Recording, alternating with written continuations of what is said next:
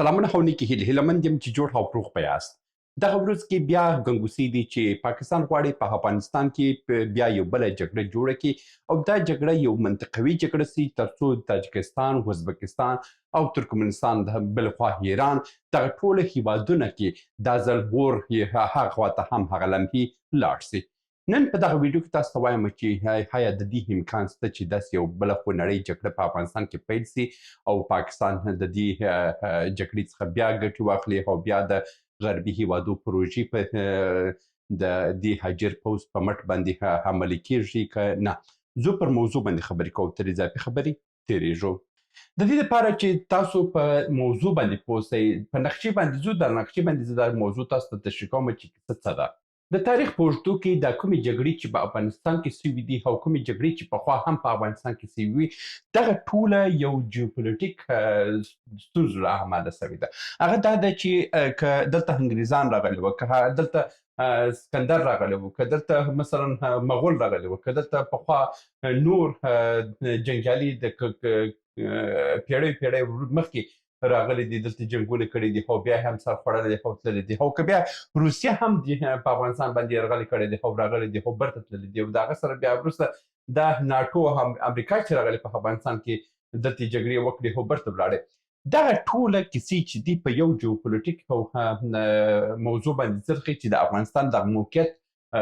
ښکاره کوي. په دغسې یو موقعیت کې افغانستان پروت دی چې د یو خوا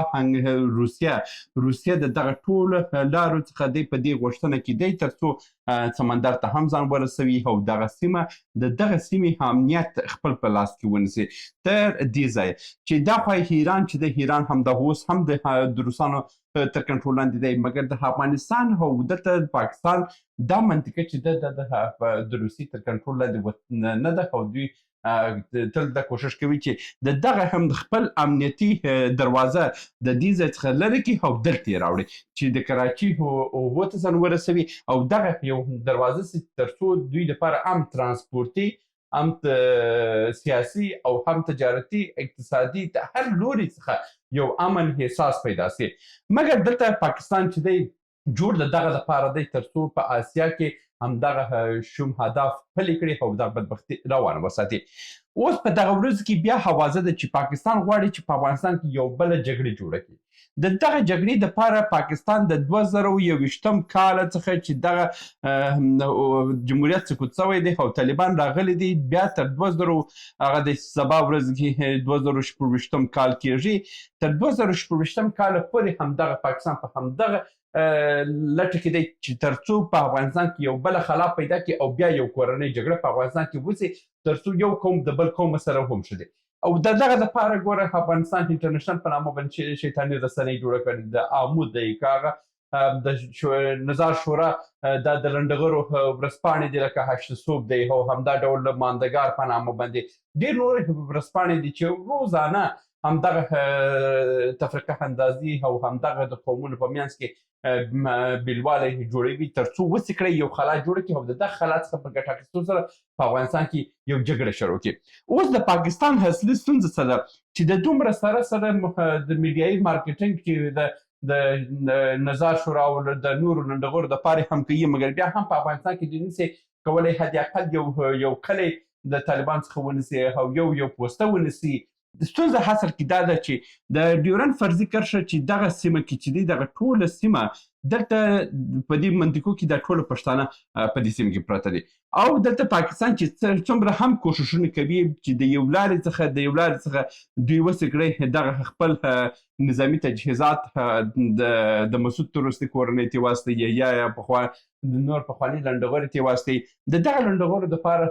لاره امکانات نشته چې هر ډول امکان کوشش کوي چې د دغه لارې څخه یو ډول لاره پیدا کړي تر څو د خپل تجهیزات ورباستوي دې ته لاره نه پیدا کېږي. یوه دغه ستونزه ده چې پاکستان همیشه ورسره لاس و ګرېوان دی چې د دې نه وروسته یو تر ټولو خطرناکه معامله چې دغه ده چې پاکستان کوشش کوي تر څو د شمالي ټلوالې لپاره حد اقل یو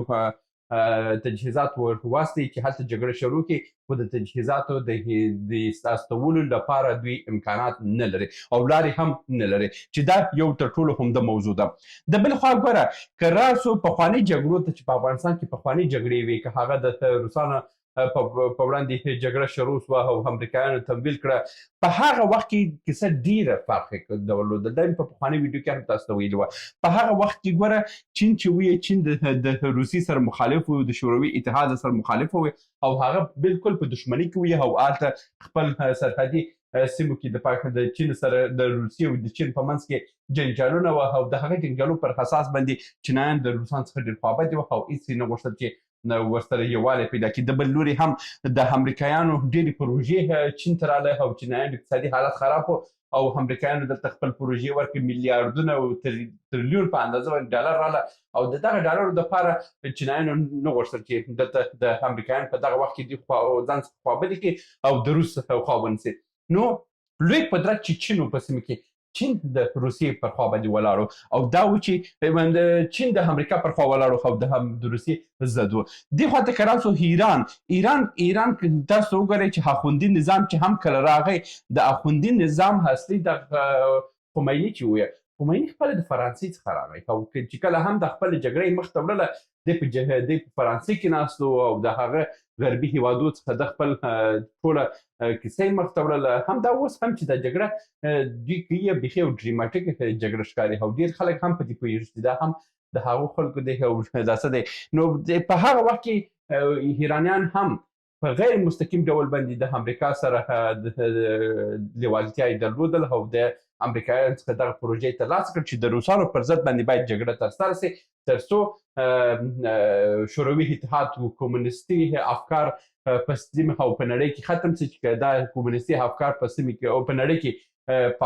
مخ ته ولاړه. دا په امپریالیستي او کاپیټالیستي چې سرمایه‌داري نظامونه دي د دوی په ضد باندې کارېږي او دا د هغه د غربي هیوادو سرمایه‌دارانو لپاره یو د خطر احساس و. نو په دا خطر باندې ایران کوي که هغه چین و، پاکستان خو هغسې هم پروژه وه، هند خپله په همدغه لټه کې و چې دوی د کمونیستي افکارو څخه ځانونه خلاص کړي. هلته د هند کې څو کمونیستي ګوندونه وه چې دا ټوله دوی په دې لټه کې وه تر څو د اندرا ګاندي د حکومت نسکوره کې او د اندرا ګاندي د حکومت د نسکوره کېدو سره دوی وسې کړی هلته په هند کې هم کمونیستي نظام جوړ کړي، لکه په افغانستان کې چې وي، په هاخوا کې په تاجکستان، ازبکستان، ترکمنستان، دغه خوا کې وي، دې خوا ته که راسو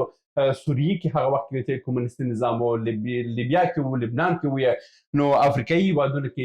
ډېر هیوادونه، حتی په لاتین امریکا کې په وینزویلا کې که راسو، کیوبا ته راسو او چیلي ته راسو، په هغه وخت کې ډېر هیوادونه چې وه هغه کمونیستي افکار یې درلود او خپل کمونیستي حکومتولۍ مخ ته وړله. نو امریکایانو او غربیانو په همدغه باندې هم ویره درلود چې دا کمونیستي افکار باید ډېر پلي نه سي. نو په هغه وخت کې هند هم د امریکا سره په دې باندې موافق و چې په افغانستان کې باید جګړه وسي او شوروي اتحاد باید له منځه ولاړ شي تر څو د کمونیستي پلانونه چې په نړۍ کې د تطبیق په حال کې دي دا مخ ته ولاړ شي. د بل خوا ایران هم په همدې باندې لیوال وي، خو که د راسو عرب خو په دې باندې د خدای غوښتل چې د کمونیستي افکار له منځه ولاړ شي ځکه چې د دوی تیل په خطر کې وه. او زه یو خبر تاسو ته وکړم، د افغانستان جګړه یو ټک هم د خدای د رسول او د دین په خاطر باندې سوی نه دی. دغه ټوله د کمونیزم د فلسفې په خاطر باندې، کمونیزم داسې ویه چې کمونیزم کې داسې یو فلسفه ده، د مثال په ډول باندې که ته مثلا دوه غواوې لري، دا دوه غواوې ټوله دولت در څخه اخلي خپل ځان ته، دولت تا ته هم شیدې درکوي، بل ته هم شیدې ورکوي، بل ته ټولو خلکو ته په مسلیانه ډول باندې شیدې ورکوي. کپیټالیستان څه وایي؟ سرمایه‌داران څه وایي؟ سرمایه‌داران وایي وروره زه چې څومره سرمایه سوای ټوله کوم، زه ځان ته سرمایه ټولومه، غریب دی غریب سي، غریب چې تباه کېږي هم تباه سي. مګر کمونیستانو کمونیستي نظام، کمونیستي اقتصادي فلسفه بیا دا وه چې ویلو نه، حکومت باید دا هر څه کنټرول کړي او هر یوه ته که یو څوک فلج دی د فلج ته هم ټول امکانات ورته ورکړي، کور ورکړي، کالي ورکړي، ډوډۍ ورکړي، دا ورته ورکړي او دا هر څه امکانات چې یو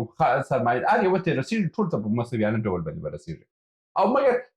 کپیټالیستي چې اوس سرمایه‌داري نظامونه دي هغه وایي چې نه، څومره څوک توان لري هغه دې ځان ته پیسې ټولې کړي، چې څوک توان نه لري هغه دې مړ سي. دا شعار د سرمایه‌داري دی او دا اوس په نړۍ کې د تطبیق بهر کې هم دی او ډېر خلک هم د دې لیواله دي. که راسو بل زیاتره خلک وایي چې یاره کمونیستانو خدای نه منله او کپیټالیستانو بیا الله تعالی سره دوی شناخت درلوده او دوی مني. نه، په هیڅ په هیڅ اقتصادي فلسفه کې دین هیڅ رول نه درلودل، که هغه امپریالیستي وو، که هغه کپیټالیستي وو، که هغه سوشلیزم وو، که هغه کمونیزم وو، که هغه هر برخه راواخلي، دا ټول هغه فلسفې دي چې فیلسوفانو غربي فیلسوفانو جوړ کړي دي، که هغه شرقي او غربي فیلسوفانو. دوی یو هم د ادیانو سره دوی تړاو نه درلودل، که هغه مثلا ماویستي کمونیستي نظام وګورو په چین کې چې ماویستانو شروع کړلو، هلته وګورئ هغه هم دوی نه د بودا سره چندانه اړیکې درلودل، نه د اسلام سره درلودل، نه د هندویزم سره درلودل، نه د عیسویت سره درلودل، د هیڅ دین سره دوی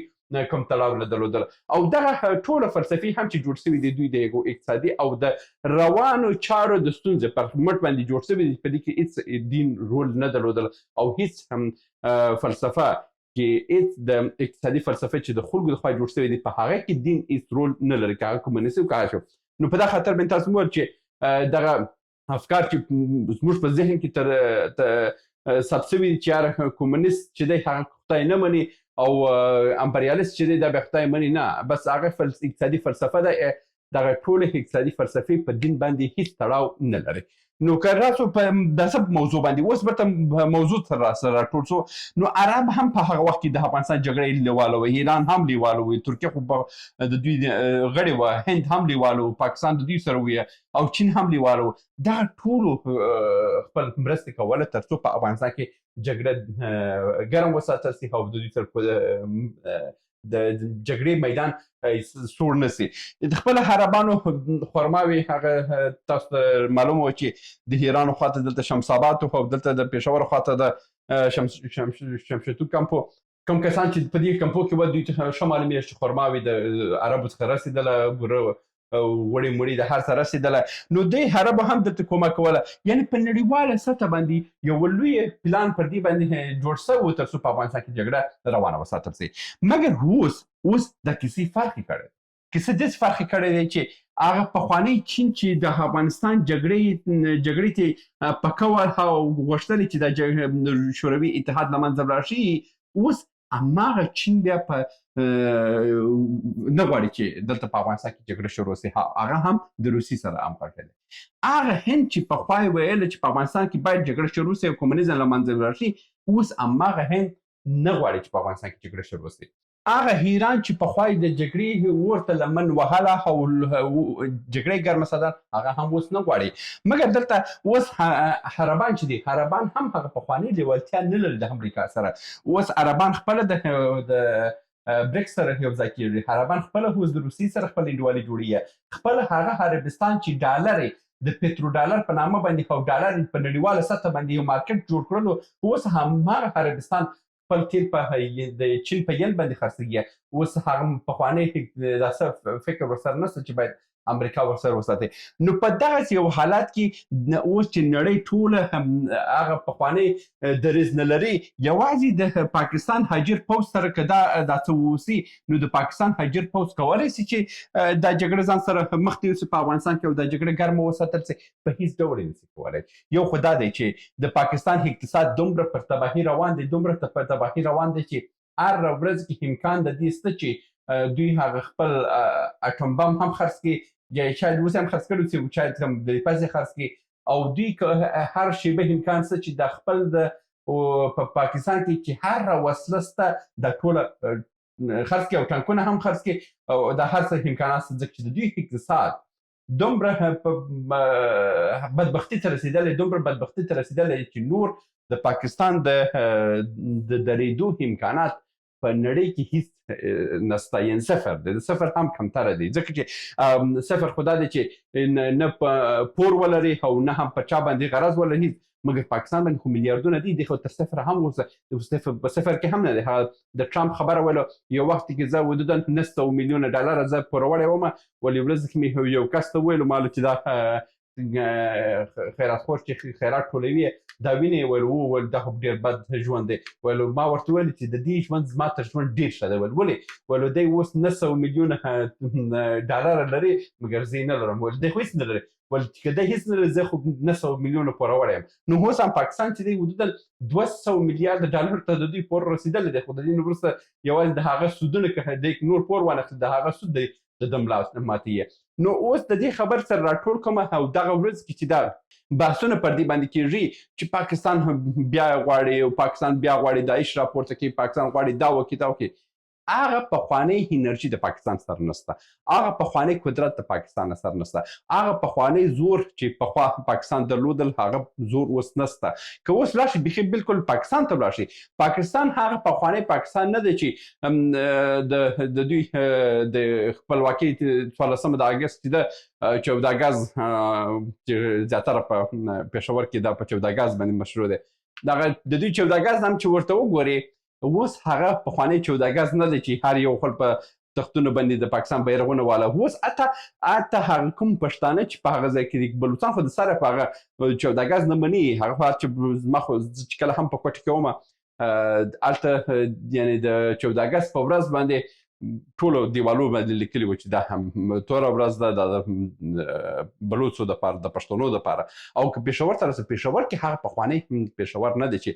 پخوا پاکستان پوځ به هر ځای کې خپل جنډې لګولې. اوس حتی د دوی بیرغونه هم بغیر له 14 اګست د دوی خپل بیرغونه په سیمه کې نسي لګولی. نو اوس د هغه پخوانی قدرت نشته. که راسو د دوی هغه امرخیل صاحب ضیاء الحق امرخیل صاحب په یو مرکه کې ویلو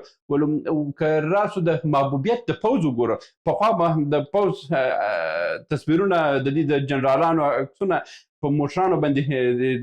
داسې کړي وه، نقاشي شوي وه. د دغه خبرې وروسته په پاکستان کې د عاصم منیر عکس په یو راسه باندې رسم سو چې دا وښیي تیاره اوس هم هغه ده. یعنې معنا دا ده چې نه د دوی پوځ هغه محبوبیت لري چې پخوا یې درلوده، نه حکومت محبوبیت لري. یعنې اوس هغه ملت هم چې هر خبره کوي پکې کې خندا کوي. لکه څنګه چې تېره شپه د پاکستان شهباز شریف خلکو په فیسبوک کې لیکلي وو چې الحمدلله پیایي مو خرڅه کړه. نو ګوډو خلکو لیکلي وو چې په څه شي باندې الحمدلله ملي شرکت مو خرڅ کړی، د ملت جنس مو خرڅ کړی، خو پر دې باندې الحمدلله وایاست. نو اوس هغه پخوانی ملت د دوی سره نه دی، پخوانی زور د دوی سره نه دی. نو د دې سره چې دا خبرې دي دا یو فقط د فیسبوک خبرې دي، د میډیا خبرې دي او رواني جګړه ده. دا په حقیقت هیڅ امکان نه لري چې بیا په افغانستان کې یو بله خونړۍ جګړه شروع سي، تر څو په کې بیا افغان ولس خپل وینې وویني. هیله یم چې داسې ورځ راسي چې زموږ وطن بیرته په پښو ودرېږي او د دغه ټولو بدبختیو څخه خلاص سي. دا د ورځې ویډیو تر بیا هم په الله سپارم. ښې چارې. سلامونه. موږ ډېر موضوعات جوړ کړي دي. که سیاسي موضوعات غواړئ ووینئ نو دلته کلیک کړئ، او که غواړئ اقتصادي موضوعات وګورئ نو دلته کلیک کړئ، او که غواړئ چې د تل لپاره راسره واوسئ نو دلته کلیک کړئ او چینل سبسکرایب کړئ. مننه.